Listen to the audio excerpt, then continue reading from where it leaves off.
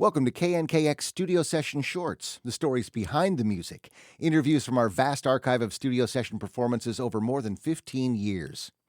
I'm Abe Beeson. In early 2025, the Brubeck Brothers Quartet visited the KNKX studios, co-led by bassist Chris and drummer Dan, featuring Mike D'Amico and Chuck Lamb on guitar and piano. These sons of Dave play their own music but also celebrate the legacy of their famous father. They played a great set of Dave's music and talked about the importance of jazz to bring people together around the world and how politics can get in the way. Here's more of that conversation in this studio session short from KNKX. So, Chris, in 1958, Dave Brubeck's quartet toured the world for the U.S. State Department, following similar trips by Louis Armstrong, Duke Ellington, and others. What was that trip about? Believe it or not, it was that great jazz hippie President Eisenhower that sent all the musicians out on the road to say, America's a great place. America is freedom. Jazz is the music of America. It's original art form. You can hear the basis of constitutional freedom in jazz. Everyone has a voice. Everyone gets their chance to say it. There's a dialogue. Yeah. But Chris, this freedom wasn't really happening in America for most jazz musicians. And your parents wanted to do something about that when they got home? They were amazed at these integrated groups that were telling everyone how great America was, that they could not stay in the same hotels even. So they wrote a musical called The Real Ambassadors about how jazz musicians, especially Louis Armstrong, were the most famous Americans in the world at the time, and that they were representing America in the best possible way. And so the sort of comedic principle of the piece, with tongue-in-cheek, was like, what would happen if jazz musicians ran the world? And when you look at it, could it be much worse?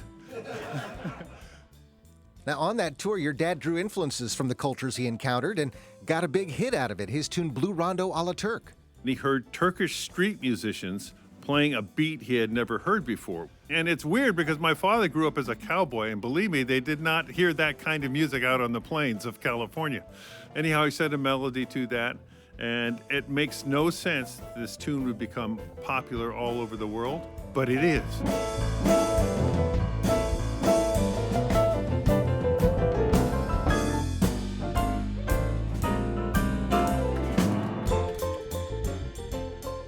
It's very sad for us to lose these connections, and we have people that have been working for decades through the arts to bring people together. They haven't destroyed our friendships, but they've made it difficult. We can't go back there and tour. There's a lot of crazy stuff that happens in the world, and yet music and love of music, and particularly our father's style of music, transcends all the negatives that are out there. People get together and just try to focus on the music, and you probably say, well, why don't you shut up and stop talking about politics? But they are infused. And Dan, your own life has been affected by politics, bringing you into the jazz community in Vancouver, BC. I have a place near Vancouver. I used to try to spend summers up there and things like that. In another weird political time, when everyone said, if George Bush gets back in, I'm moving to Canada, and I was one of the guys that actually did it. The ambassador tradition seems to run in the family, Chris. Your oldest brother, Darius Brubeck, brought university-level jazz education to Africa. Was that back in the late 1980s? It was right when Nelson Mandela got out of prison in Robben Island. And in jazz, believe it or not, it wasn't rap, it wasn't rock, it was jazz. It was the music of the quote-unquote soft revolution. Anyhow, Darius's group and his young musicians became the next famous musicians of their generation, and they were called the Jazzanians.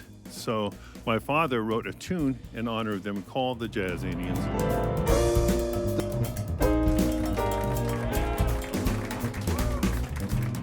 The Brubeck Brothers, Chris and Dan at the bass and drums, with guitarist Mike D'Amico and pianist Chuck Lamb, recorded in the KNKX studios in 2025. For Jazz 24 and KNKX, I'm Abe Beeson.